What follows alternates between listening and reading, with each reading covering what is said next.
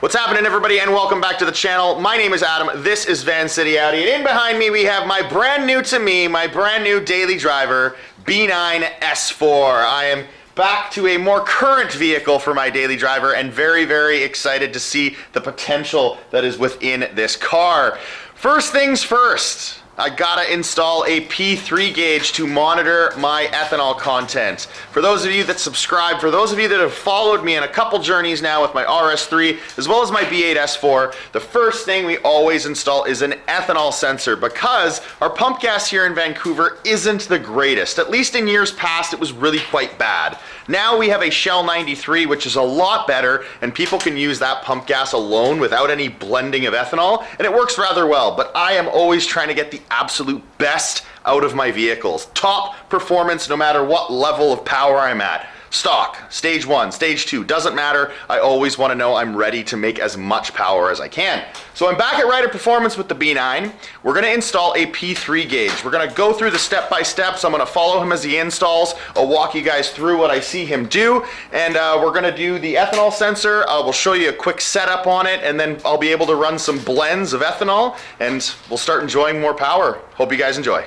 So here's the box I received from P3 with all of its contents that I need to do this install.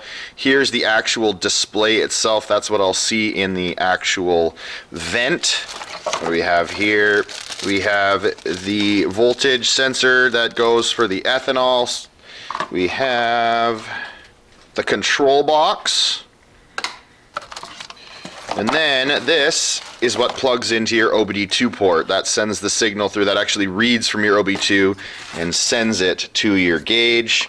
And then I also ordered something extra because eventually we're going to be running an analog boost tap. So this actually connects to this tubing right here. We're going to rough it in. We don't have a proper spot to tap in for it yet, but we're just going to do that work today to get it done with, and then when we have a proper boost tap installed, we'll be able to run an analog boost sensor as well. So to make this all happen, you obviously need an ethanol sensor itself. We did not get one from P3 because Kyle from Reiter Performance already had one. You can see on there, if I can get it to focus, it is a standard GM sensor like so many of these ethanol sensors, and then a harness as well to be able to read that and send the signal to the P3 gauge. So you saw everything that I picked up from P3, including that analog boost line. You might be wondering why the hell I'm even bothering doing that. The digital readout should work just fine. But if you've been paying attention and you've seen what this platform has kind of generated lately, what these motors are actually capable of, people are strapping on bigger turbos to them and ramping up the boost and making a bunch more power. So I'm not necessarily going to do that, but I want to future-proof the car in case I do. So we're going to wait until we have an appropriate boost tap on there. We're just going to rough in the lines today to make sure that it is ready to go for when I get that proper boost tap, and then we'll be able to install it then. So let's get to the install. To start things off, Kyle bundles the control box, the voltage adapter, and the analog boost sensor to make sure it is nice and neat. Here you see the mounting bracket that Kyle makes for the B9 S4s to give the ethanol somewhere to connect. Next, he test fits the ethanol sensor to make sure that it sits in the appropriate spot. When he starts cutting the fuel line, he doesn't cut through it aggressively. He makes sure there's enough of a cut to help release some of the pressure before he completely cuts through the line. After that, he slides the wrap that is around the fuel line completely off. He then measures up where the ethanol sensor is going to sit to make sure he cuts the fuel line in the correct spot. Once he cuts it off, he then removes the wrap off of that end of the fuel line as well. Next, he puts a little grease on the quick connect lines to make it a little easier to fit inside the fuel line itself. He then slides a crimp clamp over and inserts the quick connect into the fuel line. He then proceeds to do the exact same thing on the other side. Once they're in the correct places, he crimps the clamps down tight.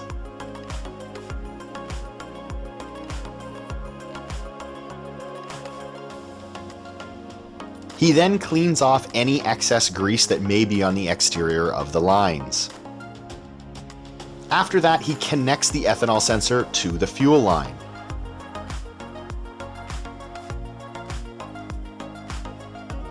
Once that's completed, he uses a thick zip tie to hold the ethanol sensor onto the mount that he made.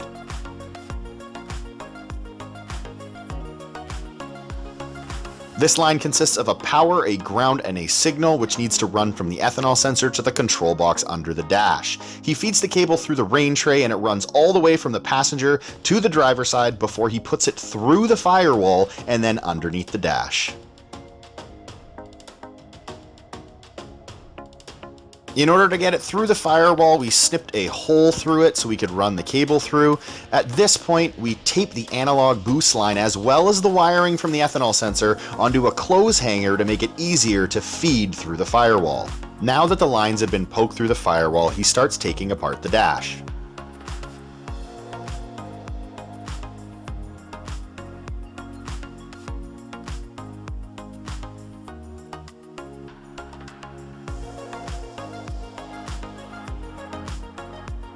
Once he's removed all the bolts he could find, he had to gently pry the part of the dash off that has your headlight controls on it.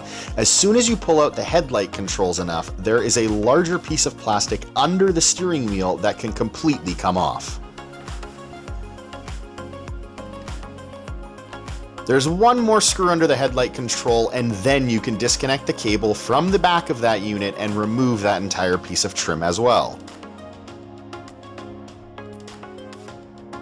There are a few more bolts on the face of that piece, and then there is a trim piece above the steering wheel which needs to be adjusted slightly before the vent can come off. Remember to disconnect the cable on the back of that unit before you yank it off completely.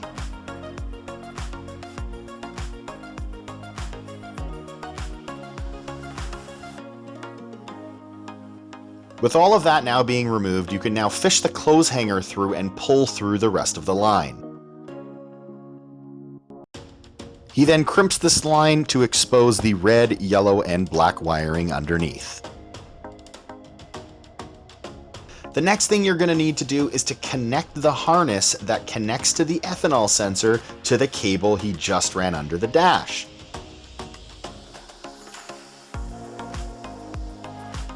He solders these all together and then heat wraps them all to make sure they are protected and firmly connected so that they don't come apart by accident later down the road.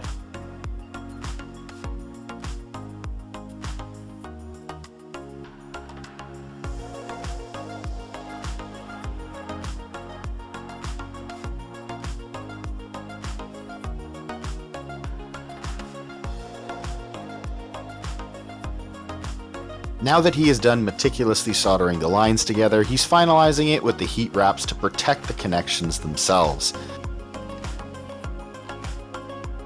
The harness has now been plugged in to the ethanol sensor and the work under the hood has been completed. The analog boost line has been roughed in and is tucked away in the rain tray until we have the appropriate boost tap to actually use that line. Time to physically install the display into the vent itself. The first thing he has to do is to take apart the vent so he can replace some of the fins with the digital display. He feeds the cable that is connected to the display all the way through the vent.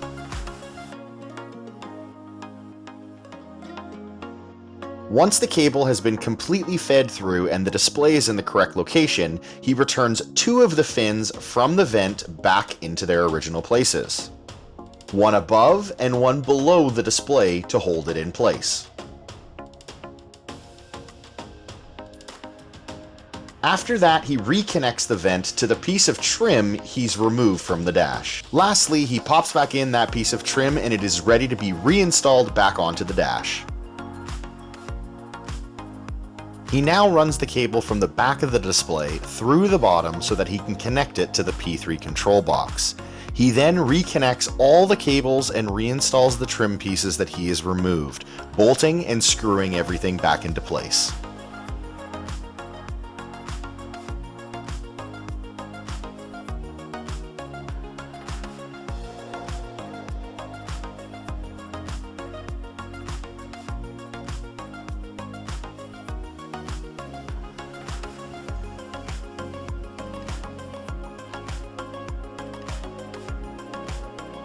Next, he needs to finish connecting all the rest of the lines. First, he solders the lines from the control box to the voltage adapter, then he puts connectors on each of the remaining lines so that he can connect them to the other connections under the dash. He chooses to use connectors rather than soldering because Kyle doesn't feel comfortable soldering anything inside the car.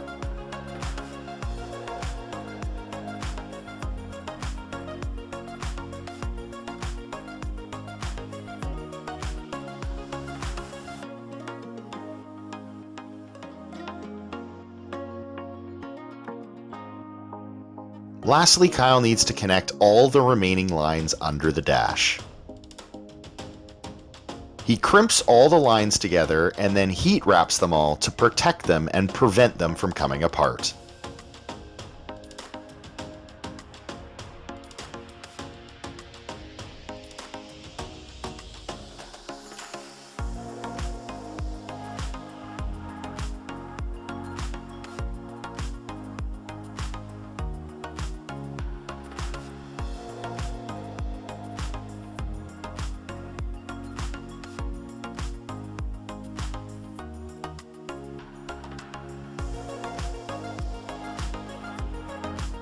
Once he's plugged in the control box, he then bundles that with the voltage adapter, the analog boost sensor, and the cable all together so it tucks away nicely in the dash.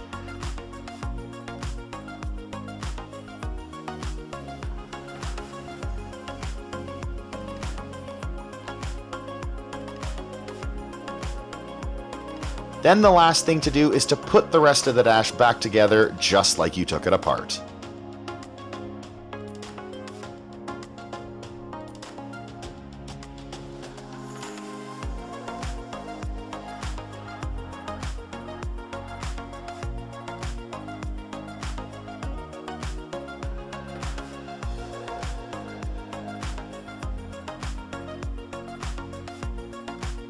With the install being complete, you then need to take a few minutes to set up the gauge so it reads appropriately. There are instructions that can be found on their website.